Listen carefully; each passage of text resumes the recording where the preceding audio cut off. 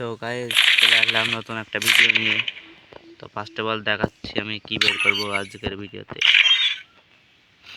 যে নিউ এই বান্ডেলটা অস্থির লাগছে। আর এর আগের ভিডিওতে দেখাচ্ছিলাম ফিস্ট বের করতে কত টাইম লাগে। তো ফার্স্টে চলে আসলাম।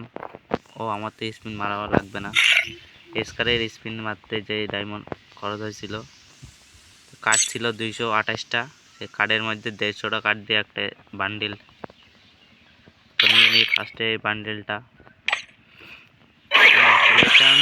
বেড়ে গেল বান্ডেল।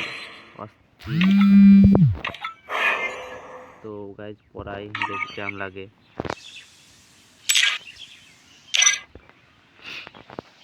অস্থির লাগছে বান্ডেলটা। তো সেকেন্ড যেটা করবো আমি দেখাচ্ছি। চলে আসলাম মিষ্টি শপে 99 ডায়মন্ডের এই বান্ডেলটা আমার কাছে অতটা ভালো লাগছে না। এর আগে নিয়েছিলাম এই যে নিচে এই বান্ডেলটা ভালো লাগছিল, তো 300 ডায়মন্ডে এই বান্ডেল নিয়েছি। তো এখন 9 ডায়মন্ডে রিফ্রেশমেন্ট কি বাদে। ও ভাই সাপ, এই বান্ডেলটা দরকার ছিল, এই বান্ডেলটা চলে এসেছে তো নিয়ে নিই। ওকে মেরে